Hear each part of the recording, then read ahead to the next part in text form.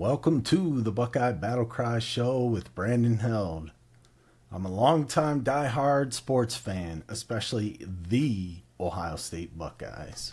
Today's topics, I'm going to discuss the Week 4 highlights. The Buckeyes had a bye this week, so no recap of the game this week, but we will get into the preview of their game next week. A discussion of other notable games and teams and how I did in my picks this week. My top 10. This week's Legends in Scarlet and Gray. Preview of next week's top 5 games and picks, and my Instagram topic of the week. Let's get into the Week 4 highlights and the overall best games and how I did in my picks. Let's start with the fact that Ohio State had a bye and we didn't get to see them play, and the weekends always are less exciting when the Buckeyes don't play. I personally prefer the bigger games where we're playing better teams. I don't mean like it needs to be a top 10 team every week, but I don't necessarily enjoy watching us play the Grambling states of the world or Ohio. I really enjoy Big Ten games, and Ohio State will start their Big Ten season coming up this week, and I will get into that later in the preview for the Week 5 games. The other games I'll talk about, the ones that I picked and one that just needs to be discussed. We'll start with the first game of Texas Tech at Utah. Texas Tech wins this game 34-10. I did pick Texas Tech to win this game at Utah. I just thought Texas Tech's defense and offense combined was just going to get it done over what Utah would be able to do offensively versus Texas Tech, and that turned out to be the case. Texas Tech had 484 total yards to Utah's 263 yards. Texas Tech even lost their starting quarterback at the beginning of the third quarter, and their backup quarterback came in and he did a really nice job, made some nice throws, ran the offense really well. It didn't really seem like Texas Tech lost much when they went from their first to their backup quarterback. And also, you just have to talk about Texas Tech's defense. Utah lives and dies by their running game, and they absolutely died by their running game this week. And Texas Tech's defense just pretty much shut them down. 10 total points in the game. Nothing else to be said about that. Number 23, Scum at Nebraska. Again, much to my chagrin, I had to go with Scum because I just thought their defense would slow down Nebraska's offense that was playing really well going into this game. And they didn't play bad necessarily. They just didn't get it done, along with the fact that Nebraska's defense just couldn't stop Scum's running game, and that's really all you have to do. If you can stop Scum from running the ball and, spy their quarterback so he's not running, then you can shut Scum down. He has not proven that he can pass the ball very well. He definitely very much relies on play action pass to try to get anything going in the passing game. But overall, Scum had 391 yards, 308 of it rushing. 308 rushing yards of their 391. So tell me I'm wrong. Tell me I'm wrong that Scum can't pass the ball, because they absolutely cannot. Whereas Nebraska had 351 yards, only 43 yards rushing. So Nebraska passed the ball all over Scum. But at the end of the day, Scum made the plays when it mattered. Nebraska didn't. I picked Scum to win, so that made me 2-0. So far on the week on my picks. The next game, 22 Auburn at 11 Oklahoma. Another close game. I thought Oklahoma being at home, their defense being a little bit better than Auburn's, and Mateer, he's doing a really good job for Oklahoma. The combination of those three things, I believed, would propel Oklahoma over Auburn. And they did win a close one, 24-17. But it was close all the way around. Auburn had 287 total yards to Oklahoma's 303 yards. Neither team ran the ball well at all. Auburn had 67 yards rushing.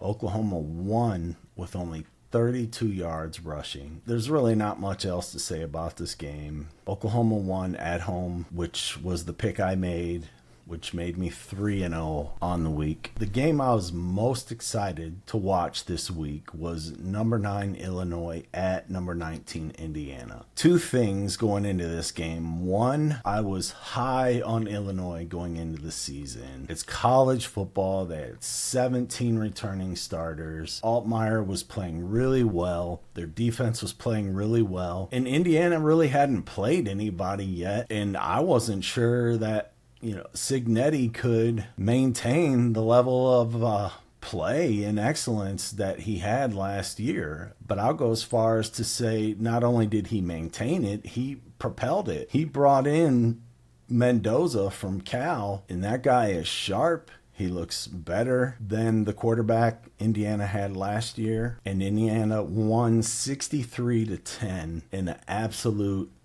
domination of Illinois in every way. Illinois was outcoached, outplayed, and simply got punched in the mouth early and never recovered. I didn't really see any adjustments being made by the Illinois coaching staff to help with the game plan on either side of the ball, offensively or defensively. Indiana had Illinois on their heels the whole game while they were on offense and Illinois was on defense. Illinois looked lost. They didn't know what to do. They didn't know how to stop anything. And Mendoza just looked like he was running a machine. It was very, very impressive. On the defensive side of the ball, Illinois' very, very good offensive line could not block Indiana's defensive line. I don't know if they were just having a bad game or if Indiana's defensive line is just that good, but I can tell you they played inspired, that defensive line. And when you put effort with capability, then it's a dangerous combination, and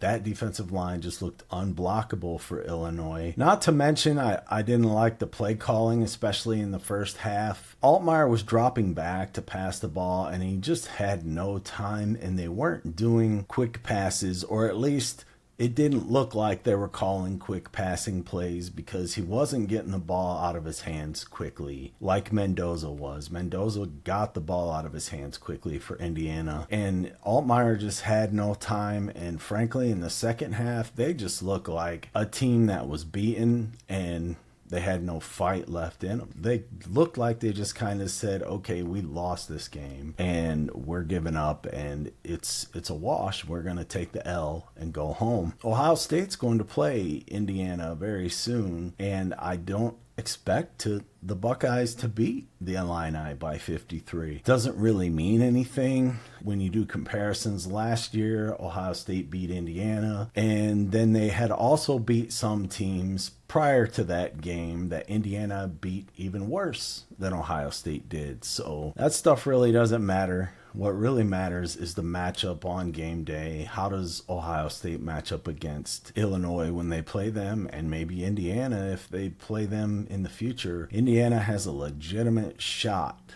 at being the Big Ten champions or getting to the Big Ten championship game. The problem is you have Ohio State, Oregon, and Penn State in the same conference, and tell me the Big Ten's not the best conference. Please, somebody get in the comments, try to argue with me. Try to show me that any other conference is better than the Big Ten. Please, and prove it with numbers currently. I'm not talking about Alabama fans. Oh, Saban ran the SEC for 15 years. Okay, he was great. He's a once-in-a-generation coach. And oh, by the way, I'm pretty sure Ohio State, LSU, Clemson, Georgia all won national championships while Saban was at the helm. So while Saban was great, he definitely got beaten many times by other teams. And right now, the SEC just isn't good, not compared to the Big Ten. You could maybe even argue that the teams at the top of the ACC are better than the teams at the top of the SEC. You had Miami and Florida State against, I don't know, let's say Georgia and Texas are at the top of the SEC right now. Who you taking in those games? It would be hard to bet against Miami or Florida State in those games. That was a little rant I didn't plan on getting into, but neither here nor there. To finish up the Illinois-Indiana recap, Illinois had 181 total pathetic yards to Indiana's 579 yards. And of those 181, Illinois passed for 159 yards. Indiana only passed for 267 yards. So obviously that means Indiana ran the ball like crazy on Illinois, which begs the question, is that a weakness of Illinois? Does Illinois have a weakness to stop the run? I don't know. We'll find out in the future. But Illinois had 2 rushing yards to 312 for Indiana. And if you're a top 10 program, which Illinois was rated going into this game, to allow any team to rush for 300 yards plus on you, it can't happen. So it definitely changes how I feel about both teams. I'm going to rate Illinois much lower until they prove otherwise, and I'm going to rate Indiana much higher because they looked great. They looked amazing. They played inspired. It's clear Cignetti has like a Saban-ish personality where he expects perfection, and if they don't get perfection, the team hears about it. It's creating a culture there at Indiana that I have not seen in my lifetime. So great hire by Indiana. I lost that one. I was wrong on that pick. So that made me 3-1 so far on the week. And the 5th and final game, Florida at Miami. I did pick Miami.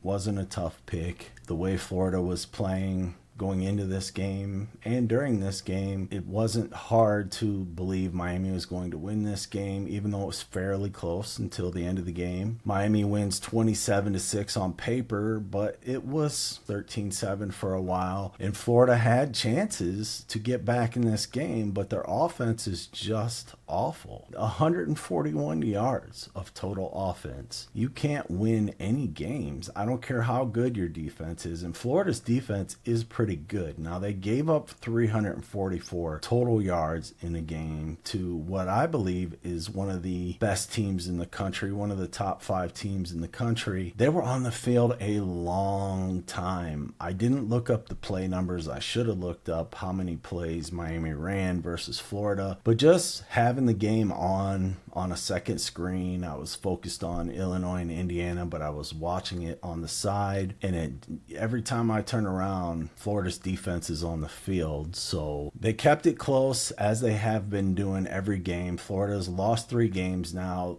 They haven't been blown out in any game. This was their biggest loss, but the 13 points at the end made it look like a much bigger win than it was for Miami. 141 yards just isn't going to get it done. Miami had 344 total yards. Florida had 61 passing yards. 61. I don't know how a 5-star quarterback, Lagway, can have 61 passing yards in his sophomore season. I just don't see how he looks scared out there. He looks lost. He doesn't look like he knows what he's doing. And I'm not blaming him. Absolutely not. I'm blaming his coaching staff. The talent is there. The skill is there. The coaching staff is not getting it done. Miami, very balanced offensive attack. Beck only had 160 passing yards, but they had 184 rushing yards to Florida's 80 rushing yards. So Florida is now 1-3 again. The SEC hates Florida. So they have to play Texas A&M, Mississippi State, which isn't a given for a win, but let's just say I give them that win.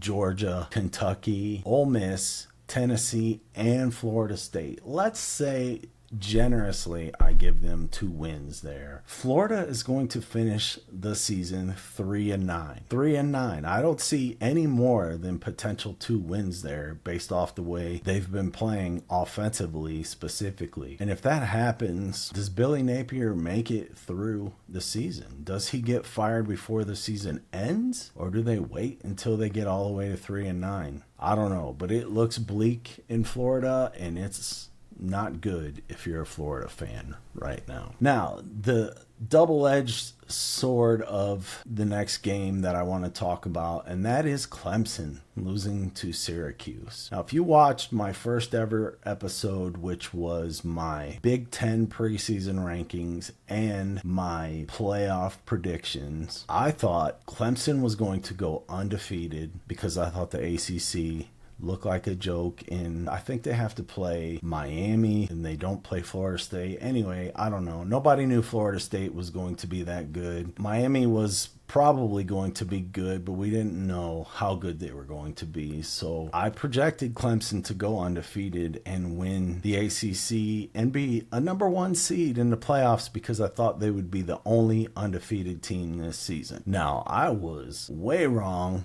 I'm happy to be wrong. If you saw that episode, you know that I hate Clemson. I think there's no less gracious of a winner as a head coach that I've ever seen than Dabo Swinney. Cocky, runs his mouth, and he just had no class. So I'm happy to see Clemson just get tore up like this, but they have the talent. That begs the question. They have several NFL players on their roster. Cade Klubnik is not a bad player. Again, it is college football. When a high quality player doesn't play well, I don't blame him. I blame coaching. Sweeney's assistants, I don't really know his offensive and defensive coordinators right now, but they're just not getting the job done. And Clemson looks terrible. They look terrible. They definitely are not playing up to their skill level and talent, and they're not making the playoffs. And I was definitely wrong about that, but I'm happy to be wrong about that. So let's see what happens. Does Dabo Swinney,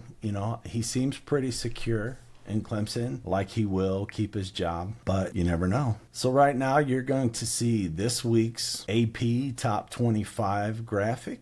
And Ohio State stays at number 1. Miami's number 2. Penn State drops to number 3 as a bye week. LSU 4. Georgia 5. Again, I don't know if they deserve those rankings. They really haven't beat anyone good enough. LSU, yes. They have 2 ranked wins. Georgia, I don't really think Georgia's barely win over Tennessee, which they should have lost. Honestly, gives them the deserving of a number 5 ranking. At the same time, Oregon hasn't played anybody who's number 6. Oklahoma has a couple ranked wins, so you could have an argument for them. FSU has looked great in every game they played. A&M beat Notre Dame by 1 point. Again, a game probably they should have lost if the refs make the offensive holding / tackling call that allows Texas A&M to win the game, but they didn't. So A&M gets the win, and Texas is number 10. Why? Look what Indiana just did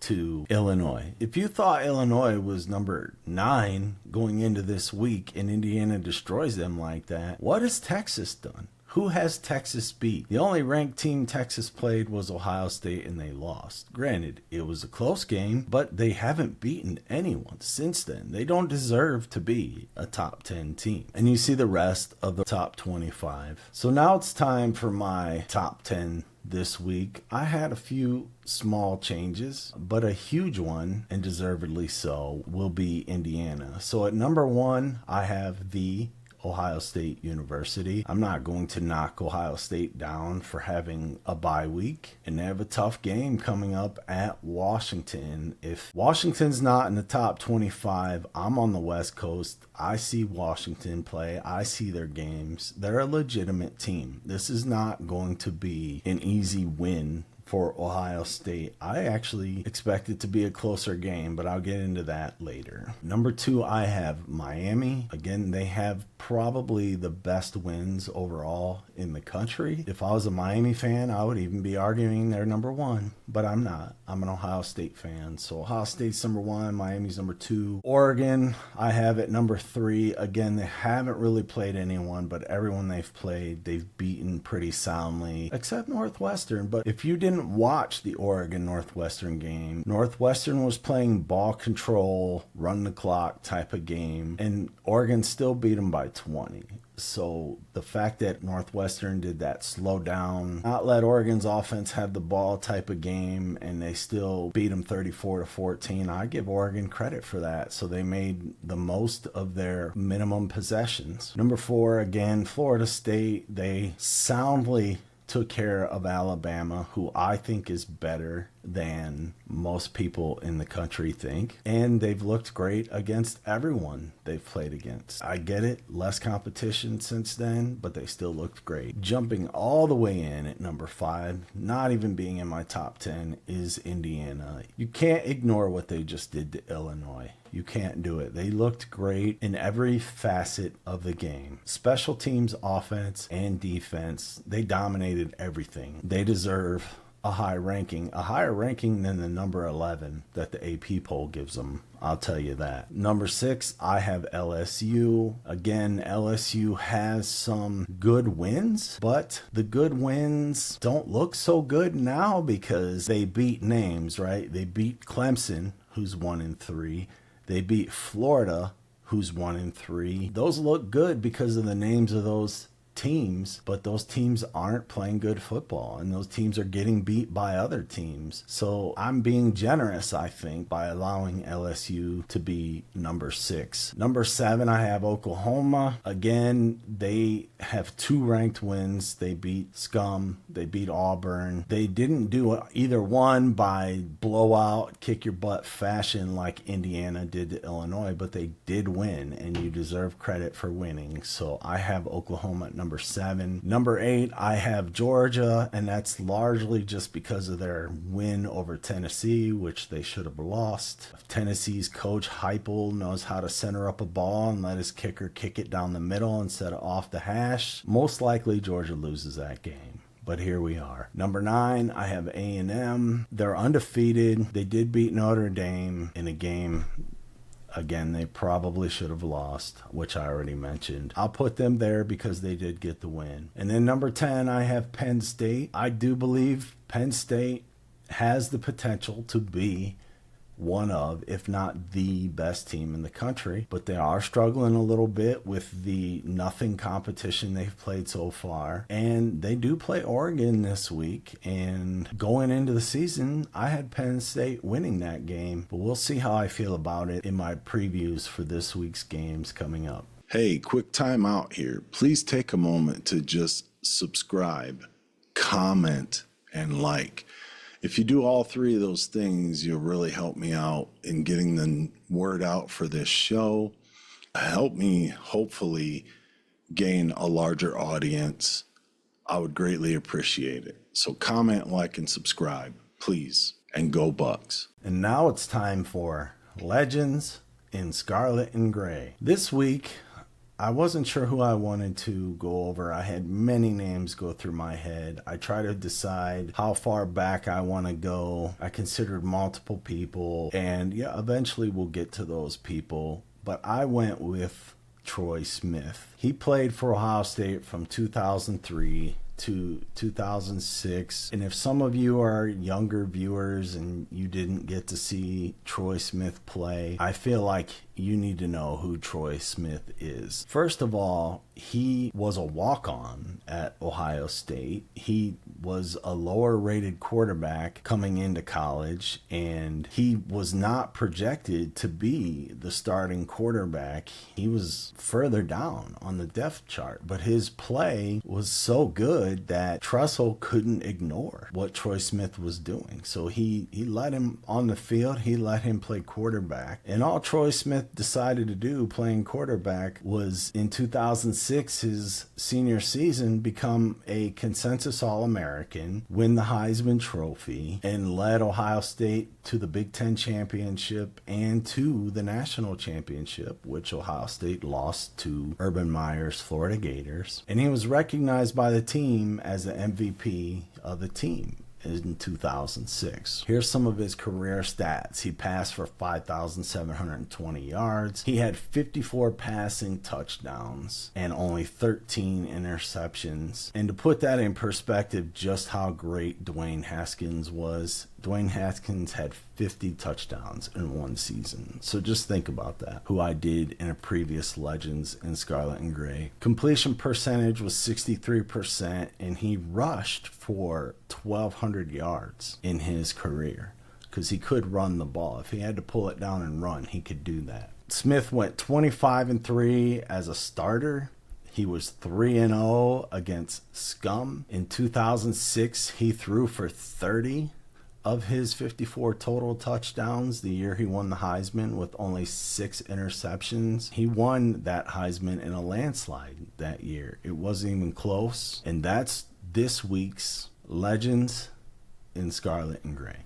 Now it's time for my predictions of week 5 of the top 5 weekly games and preview of these top 5 weekly games. So last week I went 4-1, and before that I was 10-7 overall. And so now I'm 14-9 on the season so far. And you say, wait a minute, that doesn't add up to 20. Every week, if Ohio State's not considered one of my top 5 games, I still predict the Ohio State game. So 14-9, that's 23 games so far. But this week, Ohio State is also not one of my top 5 games. It's debatable, but I wanted to throw another game in this prediction, and you'll see here in a minute. So I'm going to have 6 predictions again this week. So I'm going to start off with number 21 USC at number 23 Illinois. Now, originally, I had Illinois winning this game. When I was doing my preseason picks and favorites, I thought Illinois running away at home game, 17 returning starters, a lot of seniors, offensive lines playing great. But I also watched USC play Michigan State. And I don't know if that was USC at home, and Michigan State is obviously no Illinois. USC looks really good, though.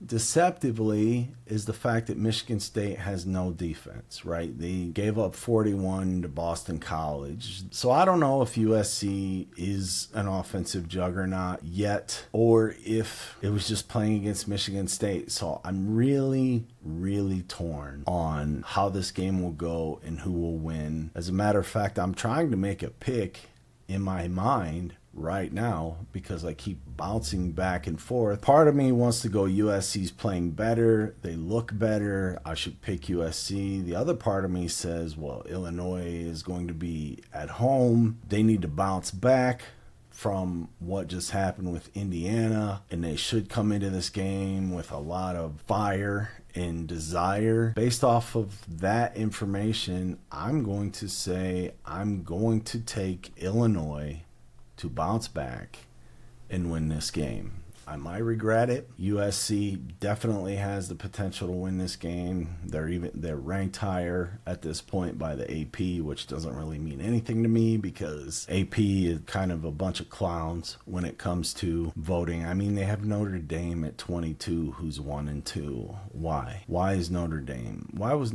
number 24 at 0-2? Anyway, I've always thought the AP were a bunch of clowns, and it's hard for me to sit and watch their top 25 voting every week in and week out, when a lot of times it just doesn't make any sense. I'm going to take Illinois to bounce back. Might pay for that one. Might lose, but there we have it. Next game, number 4 LSU at number 13 Ole Miss. So here's the problem with this game right here. It's at Ole Miss. Ole Miss is playing better on offense than LSU, but LSU has a better defense than Ole Miss has. And LSU struggles on offense. They haven't lit the world on fire on offense, no matter who they play. They did pretty well this last weekend playing some small school team. I don't remember off the top of my head right now. And maybe that was the cure that ails them to get the offense rolling and start playing better against better competition.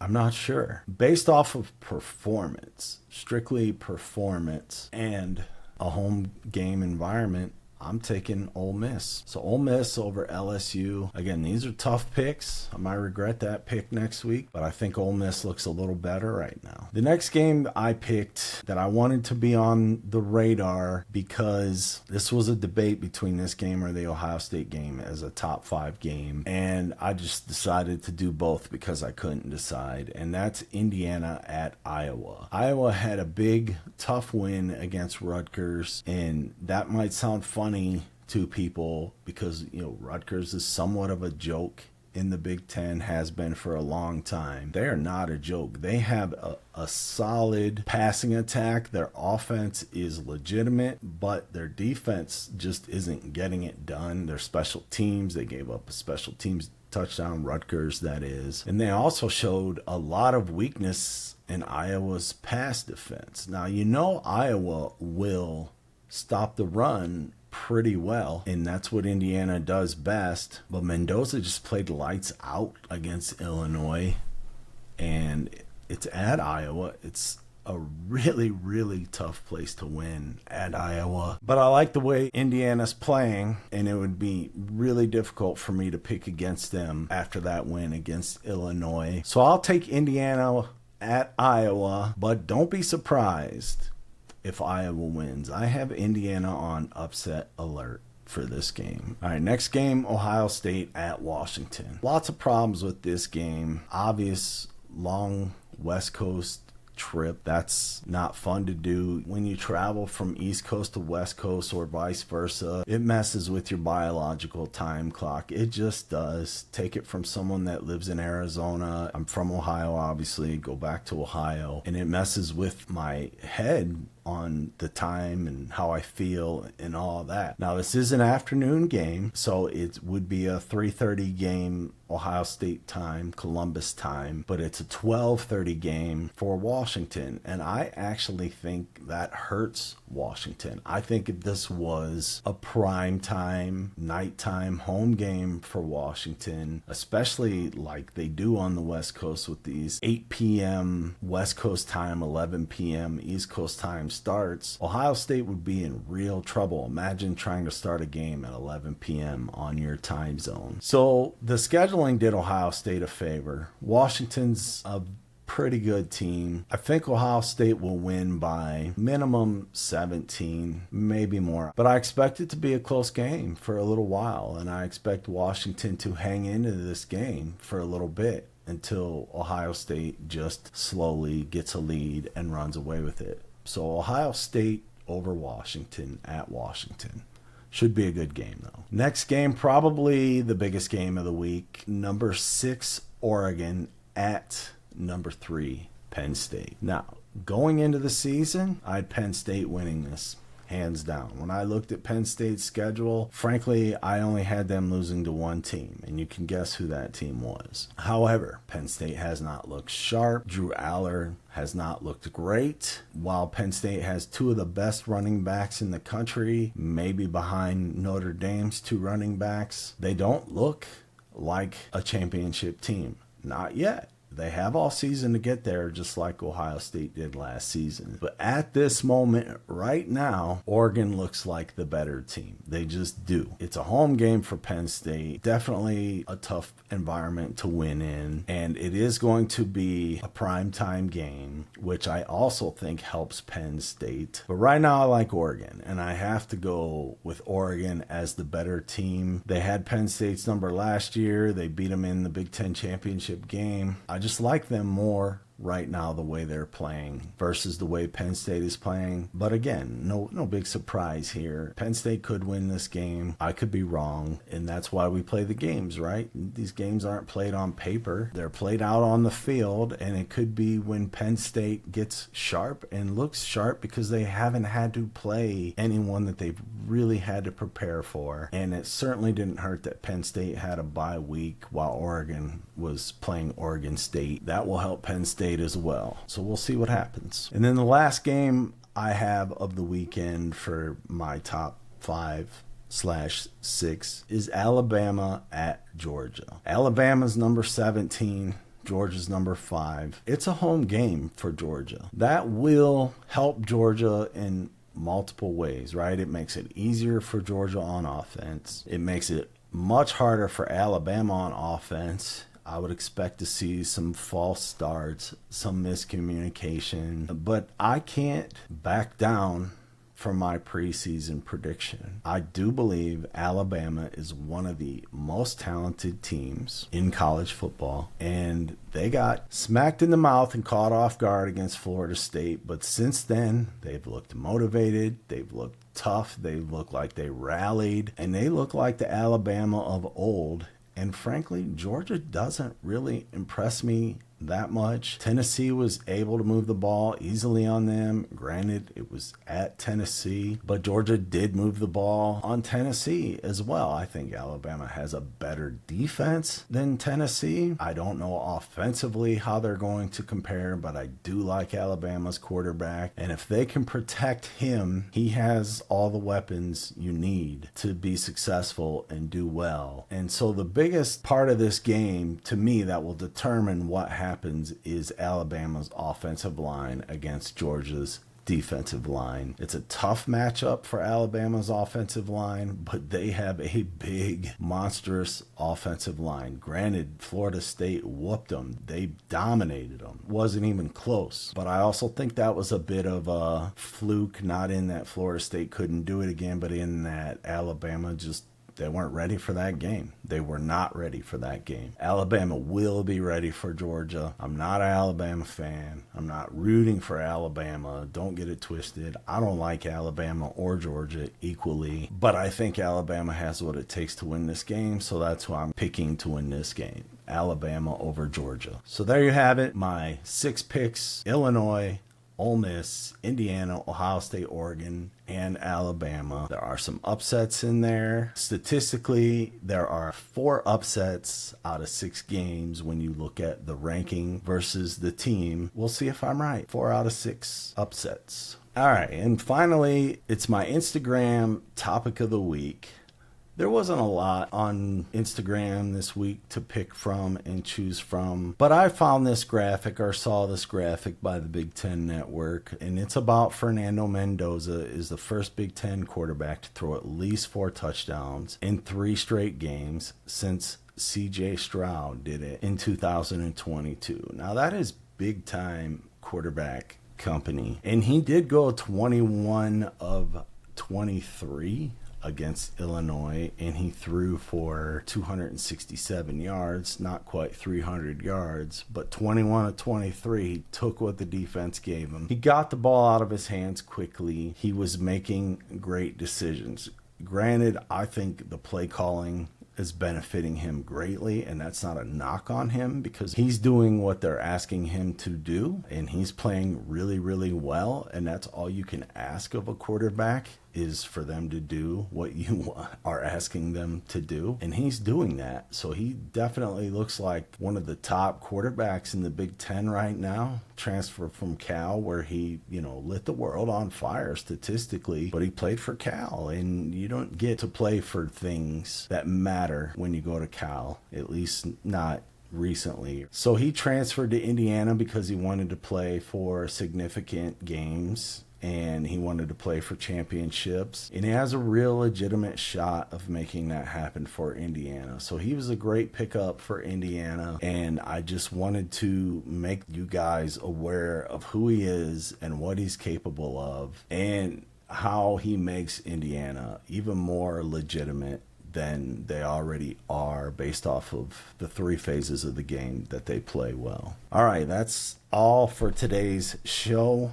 And I would love to hear your comments down below. Give me your top 10. Give me your arguments against why the Big Ten is the best conference in the country. I mean, you're going to lose, but I would love to hear any arguments against it. If you agree that the Big Ten is the top conference in the country, let me know that too.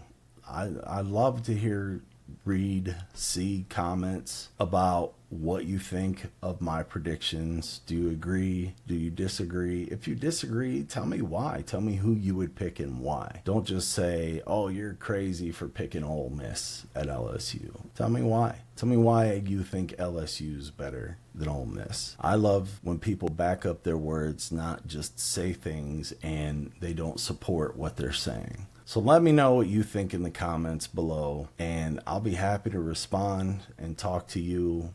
And, you know, if it's a good, solid debate, I'm all for it. Let's go for it. So thanks for listening to the Buckeye Battle Cry Show. Make sure you please follow me on YouTube at Buckeye Battle Cry Show if you're listening to this on podcasts, or listen to me anywhere you find podcasts if you don't want to watch me on YouTube. And until then, bleed scarlet and gray. Go Bucks.